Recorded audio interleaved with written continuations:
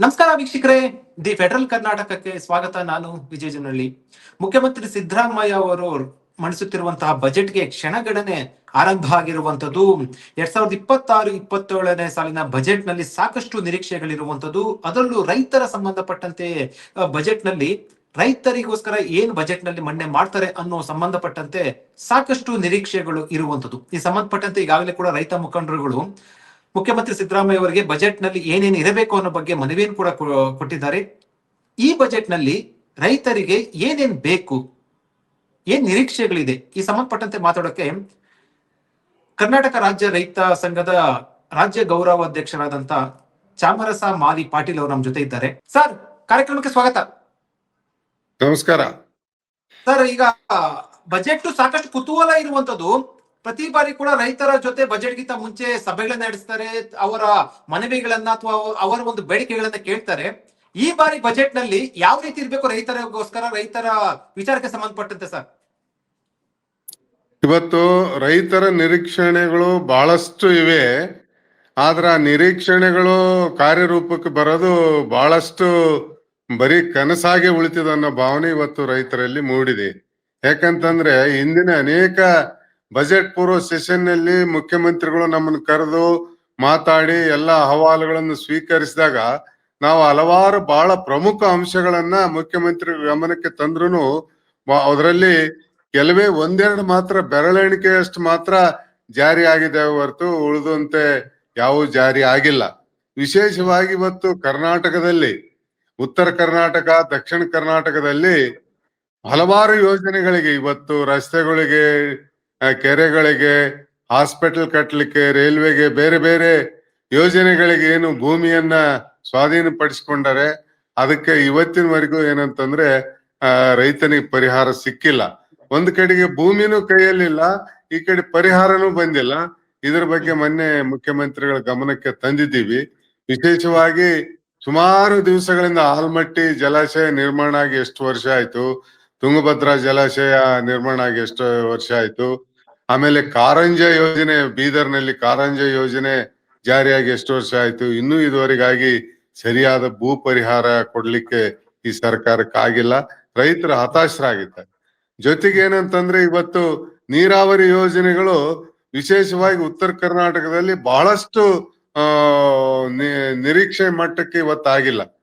ಉದಾಹರಣೆಗೆ ನಾರಾಯಣಪುರ ಬಲದಂಡೆ ಕಾಲುವೆ 18 ಉಪ ಕಾಲುವೆಗಳಿಗಾಗಿ 1400 ಕೋಟಿ ಕೇಂದ್ರದಿಂದ ಅನುದಾನ ಬಂದ್ರೂ ಕೂಡ ಆ ಕಾಮಗಾರಿನೇ ನಡೆದಿಲ್ಲ.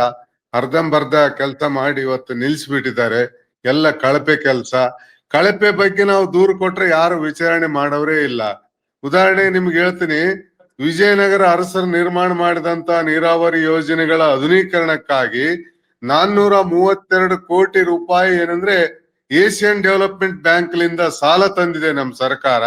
ಸಾಲ ತಂದ ಆ ಯೋಜನೆ ಆಧುನೀಕರಣಕ್ಕಾಗಿ ವಿನಿಯೋಗಿಸಿದ್ರೆ 1 ಎಕರೆ ರೈತನ 1 ಎಕರೆ ಕೂಡ ಇದುವರೆಗೂ ನೀರು ಬಂದಿಲ್ಲ, ನೀರಾವರಿ ಆಗಿಲ್ಲ. ಇಂಥ ಕಳಪೆ ಕೆಲಸ ಮಾಡ್ತಾ ಇದ್ದಾರೆ. ಆಮೇಲೆ ತುಂಗಭದ್ರಾ ಎಡದಂಡೆ ನಾಲೆಯಲ್ಲಿ ಏನಂತಂದ್ರೆ ಈಗಾಗಲೇ ನೀವು ನವಲಿ ಜಲಾಶಯದ ಬಗ್ಗೆ ಅನೇಕ ಸಲ ಬಿಜೆಪಿ ಸರ್ಕಾರ DPR ಮಾಡಿತು, ಸಿದ್ದರಾಮಯ್ಯನವರು ಮಾಡಿಸಿದ್ರು. ಅವ್ರು ಮಾಡಿದ್ದು ಇವ್ರು ಸರಿ ಇಲ್ಲ ಅಂದ್ರು, ಇವ್ರು ಮಾಡಿದ್ದು ಅವ್ರು ಸರಿ ಇಲ್ಲ ಅಂದ್ರು.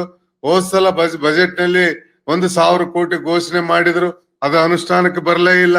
ಇವತ್ತು ನವಲಿ ಜಲಾಶಯ ಮಾಡಿದ್ರೆ ಏನಂತಂದ್ರೆ ತುಂಗಭದ್ರಾ ಜಲಾಶಯದಲ್ಲಿ 33% ಹೂಳು ತುಂಬಿಕೊಂಡಿದೆ, ನೀರಿನ ಶೇಖರಣೆ ಕಡಿಮೆ ಆಗಿದೆ, 2 ಬೆಳೆಗೆ ನೀರು ಆಗ್ತಾ ಇಲ್ಲ. ಅದಕ್ಕೆ ಸಮಾನಾಂತರ ಜಲಾಶಯ ಮಾಡ್ರಂತ ನಮ್ಮ ಒತ್ತಾಯ ನವಲಿ ಜಲಾಶಯದ ಮೇಲೆ ಇತ್ತು.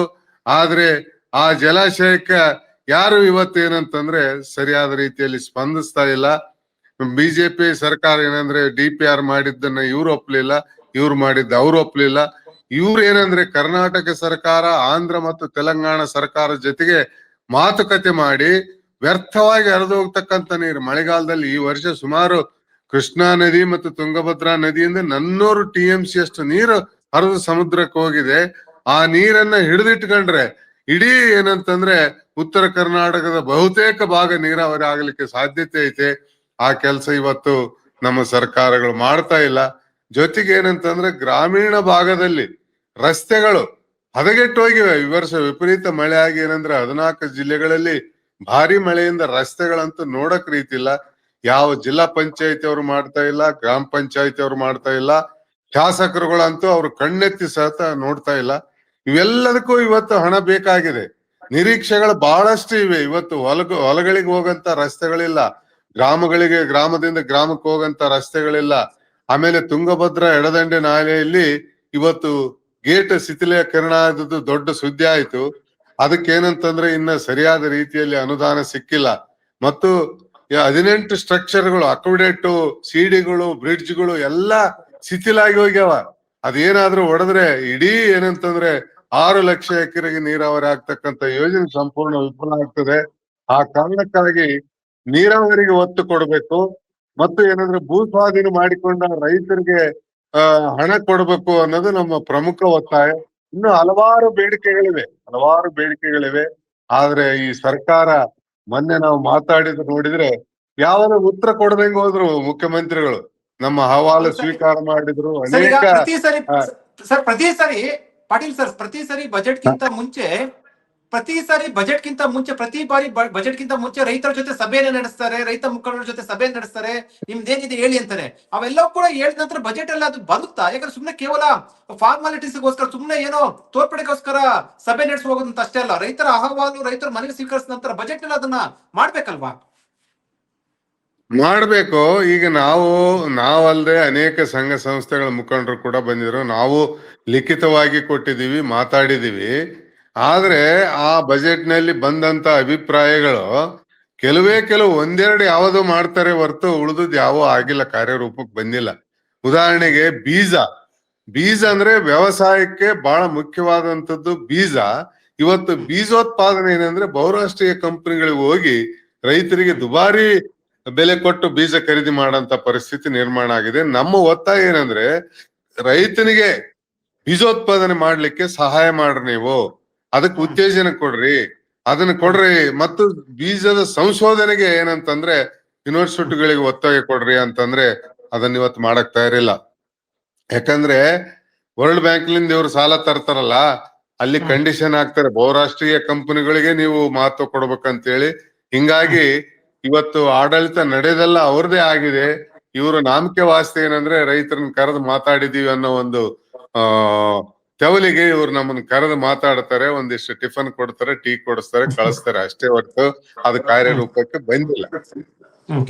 ಏನ್ ದೇಶದ ಬೆನ್ನೆಲುಬು ರೈತರು, ನಾವು ರೈತರ ಪರವಾಗಿರ್ತೀವಿ ಅಂತ ಪ್ರತಿ ಸರ್ಕಾರ ಬಂದಾಗ, ಮುಖ್ಯಮಂತ್ರಿಗಳು ಬಂದಾಗ, ಅಥವಾ ಸಂಬಂಧಪಟ್ಟ ಕೃಷಿ ಸಚಿವರು ಎಲ್ಲರೂ ಕೂಡ ಹೇಳ್ತಾರೆ. ಬಜೆಟ್ ಅನ್ನು ನೋಡಿದ್ರೆ ನಿಮ್ಗೆ ಅದು ಎಷ್ಟು ಮಟ್ಟಿಗೆ ಆ ಬಜೆಟ್ ನಲ್ಲಿ ಅದರದ್ದು ಇಂಪ್ಯಾಕ್ಟ್ ಆಗಿರುತ್ತೆ ಅಂತ ಅನ್ಸುತ್ತೆ ಸರ್? ಏನು ಆಗಿಲ್ಲ. ಇವತ್ತು ಉದಾಹರಣೆಗೆ ಕರ್ನಾಟಕದಲ್ಲಿ ಕೃಷಿ ಬೆಲೆ ಆಯೋಗ ಇದೆ. ಆ ಕೃಷಿ ಬೆಲೆ ಆಯೋಗಕ್ಕೆ ಒಬ್ಬ IAS, ನಿವೃತ್ತ IAS ಅಧಿಕಾರಿನ ಅಧ್ಯಕ್ಷರನ್ನಾಗಿ ಮಾಡಿದ್ದಾರೆ. ಮತ್ತೆ ಸದಸ್ಯರು, ಆಫೀಸು, ಕಾರು ಎಲ್ಲ ಅನೇಕ ದುಡ್ಡು, ಕೋಟಿಗಟ್ಟಲೆ ದುಡ್ಡು ಖರ್ಚು ಮಾಡ್ತಾರೆ. ಅವರು ಇವತ್ತು ಏನು ಕೃಷಿ ಬೆಲೆ ಆಯೋಗ ಶಿಫಾರಸು ಮಾಡ್ತದೆ ಆ ಬೆಲೆ ರೈತನಿಗೆ ಸಿಗ್ತಾ ಇಲ್ಲ ಅಂದ್ರೆ ಅದು ಏನು? ಇವತ್ತು ಕೃಷಿ ಬೆಲೆ ಆಯೋಗದ ಕೆಲಸ ಏನು? ಇದು ಏನಂತಂದ್ರೆ ರೈತನಿಗೆ ಆ ಬೆಲೆ, ಕೃಷಿ ಬೆಲೆ ಆಯೋಗದ ಶಿಫಾರಸಿನ ಮೇರೆಗೆ ಬೆಲೆಯನ್ನ ಕೊಡ್ಬೇಕಲ್ಲ ರೈತರಿಗೆ, ಅದು ಕೊಡ್ತಾ ಇಲ್ಲ. ಇವತ್ತು ರೈತರು ಏನಂತಂದ್ರೆ ಕೃಷಿಗಾಗಿ ಖರೀದಿ ಮಾಡ್ತಕ್ಕಂತ ಎಲ್ಲ ವಸ್ತುಗಳು, ಬೀಜ, ಗೊಬ್ಬರ, ಟ್ರ್ಯಾಕ್ಟರ್, ಡೀಸೆಲ್, ಕೆಬ್ಬಣ ಇತ್ಯಾದಿ ಏನಂದ್ರೆ ದುಬಾರಿ ಬೆಲೆಗೆ ಖರೀದಿ ಮಾಡ್ತಾರೆ. ಆದ್ರೆ ತಾವು ಬೆಳೆದು ಬೆವರು ಸುರಿಸಿ ದುಡಿದು ಮಾರುಕಟ್ಟೆಯಲ್ಲಿ, ಮುಕ್ತ ಮಾರುಕಟ್ಟೆಯಲ್ಲಿ ಮಾರಕ್ ಹೋದ್ರೆ ಅತ್ಯಂತ ಕಡಿಮೆ ಬೆಲೆಗೆ ಏನಂತಂದ್ರೆ ರೈತ ಮಾರಾಟ ಮಾಡಿ ಇವತ್ತು ನಷ್ಟವಂತ ಇದ್ದಾನೆ. ಇದು ಏನಂತಂದ್ರೆ ನಮ್ದು ಏನು ಸರ್ಕಾರ ಘೋಷಣೆ ಮಾಡ್ತದೆ MSP, ಆ MSP ಗಿಂತ ಕಡಿಮೆ ಬೆಲೆಗೆ ಮಾರಾಟ ಆಗ್ಬಾರ್ದು ಅನ್ನೋ ಒಂದು ಕಾನೂನು ಆಗ್ಬೇಕು. ಮತ್ತು ಕೃಷಿ ಬೆಲೆ ಆಯೋಗನ ಕಾನೂನು ಚೌಕಟ್ಟಿನೊಳಗೆ ತರ್ಬೇಕಾದ ಶಿಫಾರಸು ಮಾಡಿದ ಬೆಲೆಯನ್ನ ನಮ್ಗೆ ರೈತರಿಗೆ ಸಿಗುವಂತೆ ಮಾಡ್ಬೇಕು. ಇದು ಬಹಳ ಮುಖ್ಯವಾಗಿ ಆಗ್ಬೇಕಾದಂತದ್ದು. ನೀವು ಸಭೆಯಲ್ಲೆಲ್ಲ ಕೂಡ ಅಭಿಪ್ರಾಯ ವ್ಯಕ್ತಪಡಿಸಿದ್ರೆ ಮುಖ್ಯಮಂತ್ರಿ ಸಿದ್ದರಾಮಯ್ಯ ಅವರ ಸಮ್ಮುಖದಲ್ಲಿ ಏನು ರೆಸ್ಪಾನ್ಸ್ ಹೆಂಗಿತ್ತು ಸರ್? ಅಂದ್ರೆ ಇವೆಲ್ಲವೂ ಕೂಡ ಸಾಕಷ್ಟು ಡಿಮ್ಯಾಂಡ್, ನೀವು ಸೇರಿದಂತೆ ಬೇರೆ ಸಂಘಟನೆಲ್ಲ ಕೂಡ ಯಾವ ರೀತಿ ಇತ್ತು ರೆಸ್ಪಾನ್ಸ್? ಯಾವ ರೀತಿ ಇತ್ತು? ಮತ್ತೆ ನಿಮ್ಮ ನೋಡಿ, ಬಹಳ ಸಮಾಧಾನದಿಂದ ಕೇಳಿದ್ರು. ನಾವ್ ಹೇಳೋದಿಲ್ಲ. ನಾನು ಬಡಗಲ್ಪುರ್ ನಾಗೇಂದ್ರ, HR ಬಸವರಾಜಪ್ಪ, ಇನ್ನು ಬೇರೆ ಬೇರೆ ಸಂಘಟನೆಗಳು ಎಲ್ಲರೂ ಪ್ರಮುಖ ರೈತ ಮುಖಂಡರುಗಳು ಮಾತಾಡಿ ಎಲ್ಲ ಹೇಳಿದ್ರು, ಸಮಾಧಾನದಿಂದ ಕೇಳಿದ್ರು. ಅದಕ್ಕೆ ಯಾವುದೇ ಉತ್ತರ ಕೊಡದಂಗೆ ಆಯ್ತು ನಾವು ನೋಡ್ತೀವಿ ಅಂತ ಎದ್ದು ಹೋದ್ರ ಅಷ್ಟೇ. ಅದು ಬಿಟ್ಟು ಬೇರೆ ಏನಾಗಿಲ್ಲ. ಈಗ ನಾಳೆಗೆ ಏನ್ ಬಜೆಟ್ ಮಂಡನೆ ಆಗ್ತದ ಅದರಲ್ಲಿ ನಾವು ಸಲಹೆ ಮಾಡಿದಂತ ಆ ಕೆಲವು ಪ್ರೋಗ್ರಾಮ್ಗಳು ಎಷ್ಟ್ರ ಮಟ್ಟಿಗೆ ಇಂಪ್ಲಿಮೆಂಟ್ ಆಗ್ತಾವಂತ ನಾಳೆಗೆ ನೋಡ್ಬೇಕಾಗಿದೆ. ನಾಳೆ ನೋಡಿದ ನಂತರ ಗೊತ್ತಾಗ್ತದೆ. ಹಿಂದೆ ಅನೇಕ ಬಜೆಟ್ ನಲ್ಲಿ ಘೋಷಣೆ ಮಾಡುದು ಕಾರ್ಯರೂಪಕ್ಕೆ ಬಂದಿಲ್ಲ ಅಂತ ಕೂಡ ನಾವು ಮೊನ್ನೆ ಸಭೆಯಲ್ಲಿ ಹೇಳಿದ್ವಿ. ಉದಾಹರಣೆಗೆ ಕುರಿಗಾಯಿಗಳು ಕುರಿ ಸತ್ರ 5,000 ರೂಪಾಯಿ ಕೊಡ್ತೀವಿ ಅಂತ ಹೇಳಿ ಕಳೆದ ಬಾರಿನೇ ವಾಗ್ದಾನ ಕೊಟ್ಟಿದ್ರು. ನಂದ ಅವ್ರಿವ್ರದಲ್ಲ, ಸ್ವತಃ ನನವೇ ಸುಮಾರು 8-10 ಕುರಿಗಳು ಸತ್ರೆ ನಾನು ಅರ್ಜಿ ಹಾಕಿದ್ರೆ 1 ರೂಪಾಯಿ ಕೂಡ ನಮಗ್ ಪರಿಹಾರ ಬಂದಿಲ್ಲ. ಇಂತಹ ಅನೇಕ ಬಜೆಟ್ ನಲ್ಲಿ ಘೋಷಣೆ ಆಗ್ತವೆ. ಕೇಂದ್ರ ಸರ್ಕಾರ ಏನಂದ್ರೆ ಅಪ್ಪರ್ ಕೃಷ್ಣ ಪ್ರಾಜೆಕ್ಟ್ ಗೆ 5,300 ಕೋಟಿ ಕೊಡ್ತು ಅಂತ ಬಜೆಟ್ ನಲ್ಲಿ ಘೋಷಣೆ ಮಾಡಿದ್ರೆ ಇವತ್ತಿಗೂ 1 ಪೈಸಾ ಬಂದಿಲ್ಲ.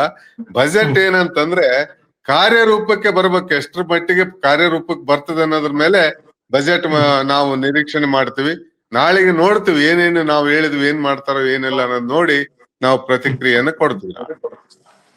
ರೈತರ ಸಾಲ ಮನ್ನಾ ಸಂಬಂಧಪಟ್ಟಂತೆ ಒಂದು ಚರ್ಚೆಗಳಾಗ್ತಾ ಇರುವಂತದ್ದು, ಏನದು ರೈತರ ಸಾಲ ಮನ್ನಾ ಮಾಡ್ಬೇಕು ಈ ಬಜೆಟ್ ಅಲ್ಲಿ ಅಂತ ಏನಾದ್ರು ತಾವೇನು ಅಭಿಪ್ರಾಯ ವ್ಯಕ್ತಪಡಿಸ್ತೀರಾ? ಅದು ಅದಕ್ಕಿಂತ ರೈತರ ಸಾಲ ಮನ್ನಾಗಿಂತ ಬೇರೆ ಬೇರೆ ಪ್ರೋಗ್ರಾಮ್ಗಳು ಕೂಡ ಜಾಸ್ತಿ ಇರುವಂತದ್ದು, ಅದನ್ನ ಮಾಡ್ಬೇಕಂತ ಹೇಳ್ತೀರಾ? ಈಗ ಸಾಲ ಮನ್ನಾ ಮಾಡಷ್ಟು ಕೆಪಾಸಿಟಿ ಈ ಸರ್ಕಾರಕ್ಕಿಲ್ಲ ಅಂತ ಗೊತ್ತಾಗಿ ಹೋಗಿದೆ. ಯಾಕಂತಂದ್ರೆ ಈಗಾಗಲೇ ಗ್ಯಾರಂಟಿಗಳಿಗಾಗಿ ಸುಮಾರು 59,000 ಕೋಟಿ ವ್ಯಯ ಮಾಡ್ತಾ ಇದೆ. ಅದು ಕೆಲವರಿಗೆ ಅನುಕೂಲ ಆಗಿದೆ, ಇಲ್ಲ ಅಂತಲ್ಲ. ಬಡವರಿಗೆ, ಕೆಲವರಿಗೆ, ನಿರ್ಗತಿಕರಿಗೆ, ಅವರಿಗೆ ಬಹಳಷ್ಟು ಅನುಕೂಲ ಆಗಿದೆ. ಅದರಿಂದ ಏನಂತಂದ್ರೆ ಸ್ವಲ್ಪ ಮಾರುಕಟ್ಟೆಯಲ್ಲೇನು ಖರೀದಿಯ ಒಂದು ಪ್ರಮಾಣ ಕೂಡ ಉತ್ತಮ ಆಗಿದೆ. ಆದರೆ ಇದು ಏನಂತಂದ್ರೆ ಅಭಿವೃದ್ಧಿಗೆ ನಿರೀಕ್ಷೆ ಮಾಡಿದಷ್ಟು ಒಂದು ಕಡೆಗೆ ಕೇಂದ್ರ ಸರ್ಕಾರ ಸರಿಯಾದ ಟ್ಯಾಕ್ಸ್ ನ ಪಾಲ್ ಕೊಡ್ತಾ ಇಲ್ಲ, ಅನುದಾನ ಕೊಡ್ತಾ ಇಲ್ಲ. ಕೇಂದ್ರದಿಂದ ಯಾವುದೇ ಅನುದಾನ ಕರ್ನಾಟಕಕ್ಕೆ ಸರಿಯಾಗಿ ಬರ್ತಾ ಇಲ್ಲ. ಈ ರಾಜಕೀಯ ವೈಷಮ್ಯದಲ್ಲಿ ಏನಂತಂದ್ರೆ ಇಡೀ ಕರ್ನಾಟಕ ಇವತ್ತು ಬಡವಾಗ್ತಾ ಇದೆ. ಉದಾಹರಣೆಗೆ ನಿಮ್ಗೆ ಹೇಳ್ತೀನಿ, 2014 ಪಾರ್ಲಿಮೆಂಟ್ ಚುನಾವಣೆ ಪೂರ್ವದಲ್ಲಿ ಮಾನ್ಯ ಮೋದಿಜಿ ಅವರು ಏನಂತಂದ್ರೆ ಚುನಾವಣೆ ರ್ಯಾಲಿಯಲ್ಲಿ ಹೇಳಿದ್ರು, ನಾವು ಕೇಂದ್ರದಲ್ಲಿ ಬಿಜೆಪಿ ಸರ್ಕಾರ ಬಂದ ಕೂಡಲೇ ಮೊದಲನೇ ಮೀಟಿಂಗ್ ನಲ್ಲಿ ಮೊದಲನೇ ಕೆಲಸ ರೈತರ ಸಾಲ ಮನ್ನಾ ಮಾಡ್ತೀವಿ ಅಂತ ಹೇಳಿದ್ರು. ಆದ್ರೆ ರೈತರ ಸಾಲ ಮನ್ನಾ ಮಾಡ್ಲೇ ಇಲ್ಲ. ಬಹುರಾಷ್ಟ್ರೀಯ ಕಂಪನಿಗಳ ಬಂಡವಾಳಶಾಹಿಗಳ ಸುಮಾರು 16 ಲಕ್ಷ ಕೋಟಿ ಸಾಲ ಮನ್ನಾ ಮಾಡಿದ್ರು. ಹಿಂಗೇನಂತಂದ್ರೆ ಇವತ್ ಸರ್ಕಾರಗಳು ರೈತರ ಪರವಾಗಿ ಇಲ್ಲ ಅನ್ನೋದು ಇವತ್ತೆಲ್ಲ ಸಾಬೀತಾಗಿ ಹೋಗಿದೆ. ನಾವು ಆ ಸಾಲ ಮನ್ನಾ ನಿರೀಕ್ಷಣೆ ಮಾಡೋದಿಲ್ಲ, ನಿರೀಕ್ಷೆ ಮಾಡಕ್ಕೂ ಆಗೋದಿಲ್ಲ ಈ ಸರ್ಕಾರಗಳಿಂದ. ನಾವು ನಿರೀಕ್ಷೆ ಮಾಡೋದೇನಂದ್ರೆ ನಾವು ಬೆಳೆದಂತ ಬೆಳೆಗಳಿಗೆ ಯೋಗ್ಯವಾದ ಬೆಲೆ, ಲಾಭದಾಯಕ ಬೆಲೆ ಕೊಡ್ರಿ, ನಿಮ್ ಯಾವ ಸಬ್ಸಿಡಿಗಳು ನಮಗ್ ಬೇಕಿಲ್ಲ ಅನ್ನೋ ಮಟ್ಟಕ್ಕೆ ನಾವು ಬಂದಿದ್ದೀವಿ. ನಾವು ಬೆಳೆದಂತ ಬೆಳೆಗಳಿಗೆ ನಮಗೆ ಇವತ್ತೇನು ಕೃಷಿ ಬೆಲೆ ಆಯೋಗ ಮತ್ತು MSP ಇದೆ, ಮಿನಿಮಮ್ ಸಪೋರ್ಟ್ ಪ್ರೈಸ್, ಅದ್ರ ಪ್ರಕಾರ ನಮಗೆ ಕೊಟ್ರೆ ಅದೇ ಒಂದು ದೊಡ್ಡ ಕೊಡುಗೆ ಆಗ್ತದೆ ಹೊರತು ಇವ್ರು ಕೊಡ್ತಕ್ಕಂತ ಬಿಡಿಗಾಸುಗಳು ನಮ್ಗೆ ಯಾವ್ದೂ ಬೇಕಿಲ್ಲ ಅಂತ ನಾವು ಈ ಸಂದರ್ಭದಲ್ಲಿ ಹೇಳ್ತೀವಿ. ಪಾಟೀಲ್ ಸರ್, ಈ ರೈತರ ಬೆಳೆದ ಬೆಳೆಗಳಿಗೆ ಒಳ್ಳೆ ಮಾರುಕಟ್ಟೆ ಮತ್ತೆ ನೀರಾವರಿ ಯೋಜನೆಗಳು ಸಮರ್ಪಕವಾಗಿ ಅನುಷ್ಠಾನ ಆಗುವಂತದ್ದು ಇವೆಲ್ಲವೂ ಕೂಡ ಮಾಡಿದ್ರೆ ರೈತರಿಗೆ ನಿಮ್ಗೆ ಸಾಲ ಮನ್ನಾ ಮಾಡುವಂತ ಪ್ರಶ್ನೆ ಬರೋದಿಲ್ಲ ಅಲ್ವಾ? ಪ್ರಮೇಯನೇ ಬರೋದಿಲ್ಲ. ನಾವೇ ಇವತ್ತು ಈಗ ಅರ್ಧ ಬೆಲೆಗೆ ಇಡೀ ದೇಶಕ್ಕೆ ಅನ್ನ ಕೊಡ್ತಾ ಇದೀವಿ. ನಮ್ಮನ್ನ ಇವತ್ತು ಸಾಲಗಾರರು ಅಂತಿದ್ದಾರೆ. ಆಶ್ಚರ್ಯ ಏನಂತಂದ್ರೆ ನಿಮ್ಗೆ ಹೇಳ್ತೀನಿ, ಸ್ವಾತಂತ್ರ್ಯ ಬಂದ ನಂತರ ನಮ್ಮ ದೇಶದಲ್ಲಿ 35 ಕೋಟಿ ಜನಸಂಖ್ಯೆ ಇತ್ತು, ಇವತ್ತು 140 ಕೋಟಿ ಇದೆ. 35 ಕೋಟಿ ಜನಸಂಖ್ಯೆ ಇದ್ದಾಗ ನಮ್ಮ ನೆಹರು ನವಾಬರು ಏನಂದ್ರೆ ಅಮೆರಿಕದಿಂದ ಮೆಕ್ಕೆಜೋಳ, ಕೆಂಪು ಜೋಳ ಮತ್ತು ಗೋಧಿಯನ್ನ ತಂದು ಬಡ ಜನತೆಗೆ ಹಂಚ್ತಿದ್ರು. ಇಲ್ಲಿ ಇವತ್ತು 144 ಕೋಟಿ ಜನಸಂಖ್ಯೆಗೆ ಆಹಾರ ಧಾನ್ಯ, ಮಾಂಸ, ಮೊಟ್ಟೆ, ತರಕಾರಿ ಬೇಕಾದ್ ಇವತ್ತು ಬೆಳೆದು ಸಾಕಾಗಷ್ಟು ಬೆಳೆದು ಮತ್ತೆ ಹೊರದೇಶಕ್ಕೆ ಕಳಿಸಂತ ಶಕ್ತಿ ಇವತ್ತು ನಮ್ಮ ರೈತರಲ್ಲಿದೆ. ಆದ್ರೆ ಇವತ್ತು ದೇಶದಲ್ಲಿ 4 ಲಕ್ಷಕ್ಕೂ ರೈತರು ಏನಂತಂದ್ರೆ ಆತ್ಮಹತ್ಯೆ ಮಾಡ್ಕೊಂಡಿರೋದು ಈ ಸರ್ಕಾರಗಳಿಗೆ ನಾಚಿಕೆ ಬರ್ಬೇಕು. ಇವತ್ತು ಕನಿಷ್ಠ ಏನಂದ್ರೆ ಕೃಷಿ ಕ್ಷೇತ್ರ ಅಂದ್ರೆ ಬಹಳ ವಿಶಾಲವಾದಂತ ಕ್ಷೇತ್ರ. ಇದಕ್ಕೆ ಕೊಡ್ತಕ್ಕಂತ ಸವಲತ್ತುಗಳು ಏನಂತಂದ್ರೆ ಸರಿಯಾಗಿ ರೈತನಿಗೆ ಮುಟ್ತಾ ಇಲ್ಲ. ಅದಕ್ಕಾಗಿ ಇವತ್ತು ರೈತರ ಆತ್ಮಹತ್ಯೆ ಆಗ್ತವೆ. ಆ ನಿಟ್ಟಿನಲ್ಲಿ ಸರ್ಕಾರ ಗಂಭೀರವಾಗಿ ಆಲೋಚನೆ ಮಾಡ್ಬೇಕಂತ ನಾವು ಒತ್ತಾಯ ಮಾಡ್ತೀವಿ. ಈ ಮೂಲಕ ಸಿದ್ದರಾಮಯ್ಯ ಅವ್ರಿಗೆ ಏನೇನು ಬಯಸ್ತೀರಿ ಸರ್? ಯಾಕಂದ್ರೆ ಬಜೆಟ್ ಮೇಲೆ ಸಾಕಷ್ಟು ನಿರೀಕ್ಷೆ ಇರುವಂತದ್ದು. ಒಂದು ರೈತರ ಪರ ಬಜೆಟ್ ಮಂಡನೆ ಮಾಡಿ ಎಲ್ಲರ ಮೆಚ್ಚುಗೆಗೆ ಪಾತ್ರ ಆಗಿ ಅಂತ ಹೇಳ್ತೀರಾ? ಅಂದ್ರೆ ಯಾಕಂದ್ರೆ ಈ ಕಳೆದ ಬಾರಿ ಬಜೆಟ್ ಮಂಡನೆ ಮಾಡಿದಾಗ ಕೂಡ ರೈತರ ಸಂಬಂಧಪಟ್ಟಂತೆ ಯೋಜನೆ ಘೋಷಣೆ ಮಾಡಿದ್ರು ಕೂಡ ಅದು ಅನುಷ್ಠಾನ ಆಗಿಲ್ಲ, ಜಾರಿಗೆ ಬಂದಿಲ್ಲ ಅಂತ ಖುದ್ದು ತಾವು ಹೇಳಿರುವಂತದ್ದು, ತಮ್ಮ ಅನುಭವವನ್ನು ಹೇಳಿರುವಂತದ್ದು. ಈ ಮೂಲಕ ಸಿದ್ದರಾಮಯ್ಯ ಅವ್ರಿಗೆ ಏನಂತ ಹೇಳಕ್ ಬಯಸ್ತೀರಾ ಸರ್? ಏನಿಲ್ಲ, ಸಿದ್ದರಾಮಯ್ಯನವ್ರಿಗೆ ಏನಂತಂದ್ರೆ ಇವತ್ತು ಗ್ಯಾರಂಟಿಗಳನ್ನ ಘೋಷಣೆ ಮಾಡಿದಿರಿ. ಈಗ ನಾನ್ ನಿನ್ನೆ ಮೊನ್ನೆ ಪತ್ರಿಕೆಯಲ್ಲಿ ನೋಡಿದ್ರೆ 79 ಕೋಟಿ ಏನಂದ್ರೆ ಸತ್ತವ್ರ ಖಾತೆಗೆ ಹೋಗಿದೆ. ಅಂತವನ್ನೆಲ್ಲ ಕಂಟ್ರೋಲ್ ಮಾಡ್ರಿ. ಸತ್ತವ್ರ ಖಾತೆಗೆ ಯಾರೋ ತಗೊಂಡು ಇವತ್ತು ಮೋಜು ಮಸ್ತಿ ಮಾಡ್ತಾರೆ. ನಿಜವಾದ ಕಡು ಬಡವರಿಗೆ ಸಿಗಲಿ ಸವಲತ್ತುಗಳು, ಅದ್ರ ಬಗ್ಗೆ ನಮಗ್ ಸಂತೋಷ ಇದೆ. ಅಂತವೆಲ್ಲ ಇದು ಮಾಡ್ಲಿ. ಆಮೇಲೆ ಏನಂದ್ರೆ ವಿಪರೀತ ಭ್ರಷ್ಟಾಚಾರ ಯಾವ ಮಟ್ಟಕ್ಕೆ ಹೋಗಿದೆ ಅಂತಂದ್ರೆ ಯಾವುದೇ ಅಭಿವೃದ್ಧಿ ಆಗ್ತಾ ಇಲ್ಲ ಇವತ್ತು. ಮತ್ತೆ ಭ್ರಷ್ಟಾಚಾರದ ಬಗ್ಗೆ ಎಲ್ಲೇನ ಕಂಪ್ಲೇಂಟ್ ಮಾಡಿದ್ರೆ ಅದು ವಿಚಾರಣೆ ಕೂಡ ಆಗೋದಿಲ್ಲ. ಅಂತ ಸ್ಥಿತಿಗೆ ಇವತ್ತು ಎಲ್ಲರೂ ಅದನ್ನ ಭ್ರಷ್ಟಾಚಾರವನ್ನ ಸಪೋರ್ಟ್ ಮಾಡ್ತಕ್ಕಂತ ಕೆಲಸ ಇದೆ. ವಿಶೇಷವಾಗಿ ರೈತರಿಗೆ ಈ ಪರಿಕರಗಳು ಕೊಡ್ತಕ್ಕಂತ ಸಂದರ್ಭದಲ್ಲಿ ಆ ಸಬ್ಸಿಡಿ ಅಂದ್ರೆ ಮಧ್ಯವರ್ತಿಗಳ ಪಾಲಾಗ್ತದೆ. ನೇರವಾಗಿ ರೈತರಿಗೆ ಸಿಗಂತೆ ಆಗ್ಬೇಕು. ಬೀಜೋತ್ಪಾದನೆಗೆ ಹೆಚ್ಚಿನ ಒತ್ತು ಕೊಡಬೇಕು ಅಂತ ಅನ್ನೋದು ನಾವು ಸಿದ್ದರಾಮಯ್ಯನವರಿಗೆ ಈ ಸಂದರ್ಭದಲ್ಲಿ ಹೇಳ್ತಕ್ಕಂತ ಮಾತು.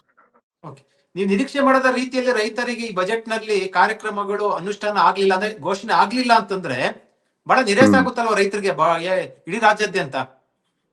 ಖಂಡಿತ. ಯಾಕಂತಂದ್ರೆ ಸಿದ್ದರಾಮಯ್ಯನವ್ರ ಮೇಲೆ ಬಹಳಷ್ಟು ನಿರೀಕ್ಷಣೆಗಳು ಇಟ್ಕೊಂಡಾರ ರೈತರು, ಏನಾದ್ರು ನಮಗೆ ಮಾಡ್ತಾರಂತ ಹೇಳಿ. ಇವ್ರು ಏನು ಮಾಡ್ಲಿಲ್ಲ ಅಂತಂದ್ರೆ ಬಹಳ ನಿರಾಶರಾಗ್ತಾರೆ ರೈತರು. ಇಷ್ಟು ಮಾತ್ರ ಕರೆ, ಅದರಲ್ಲಿ ಏನು ಅನುಮಾನ ಇಲ್ಲ.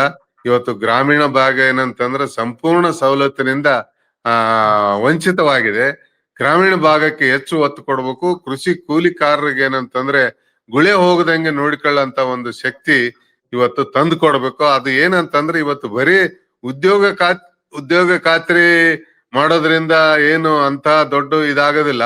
ರೈತನ ಒಂದು ಏನು ಕೆಪಾಸಿಟಿ, ಅವನು ಬಂಡವಾಳ ಹಾಕ್ತಕ್ಕಂತ ಕೆಪಾಸಿಟಿ ಜಾಸ್ತಿ ಮಾಡ್ಬೇಕಂದ್ರೆ ರೈತನಿಗೆ ಉತ್ತೇಜನ ಕೊಟ್ರೆ ರೈತ ತಾನು ಏನಂದ್ರೆ ಕೃಷಿ ಕೂಲಿಕಾರನ ಬದುಕಿಸ್ಲಿಕ್ಕೆ ಶಕ್ತಿವಂತನ ಆಗ್ತಾನೆ. ಆ ನಿಟ್ಟಿನಲ್ಲಿ ರೈತರಿಗೆ ಹೆಚ್ಚು ಒತ್ತು ಕೊಡ್ಬೇಕು ಎಂಬುದು ನಮ್ಮ ಒತ್ತಾಯ. ತುಂಬಾ ಧನ್ಯವಾದ ಸರ್ ಮಾತಾಡಿದಕ್ಕೆ. ಶರಣ, ನಮಸ್ಕಾರ. ನಮಸ್ಕಾರ. ಚಾಮರಸ ಮಾಲಿ ಪಾಟೀಲ್ ಅವರ ಹೇಳಿಕೆ, ಈ ಬಾರಿ ಮುಖ್ಯಮಂತ್ರಿ ಸಿದ್ದರಾಮಯ್ಯ ಅವರ ಬಜೆಟ್ ನಲ್ಲಿ ರೈತರ ಸಂಬಂಧಪಟ್ಟಂತೆ ಸಾಕಷ್ಟು ನಿರೀಕ್ಷೆಗಳಿದೆ. ಕೇವಲ ಬಜೆಟ್ಗಿಂತ ಮುಂಚೆ ಬಜೆಟ್ ಪೂರ್ವಭಾವಿಯಾಗಿ ಸಭೆಯನ್ನು ನಡೆಸಿ ರೈತರಿಂದ ಅಹವಾಲು ಸ್ವೀಕರಿಸುವುದು ಮಾತ್ರ ಸಾಲದು. ಆ ಬೇಡಿಕೆಗಳನ್ನ ಬಜೆಟ್ ನಲ್ಲಿ ಈಡೇರಿಸುವ ನಿಟ್ಟಿನಲ್ಲಿ, ಬಜೆಟ್ ನಲ್ಲಿ ಘೋಷಣೆ ಮಾಡುವ ನಿಟ್ಟಿನಲ್ಲಿ ಕ್ರಮ ಕೈಗೊಳ್ಳಬೇಕು. ಇಲ್ಲ ಅಂತಂದ್ರೆ ರೈತರಿಗೆ ಭಾರಿ ನಿರಾಸೆ ಆಗುತ್ತೆ ಅಂತ ಹೇಳಿರುವಂತದ್ದು.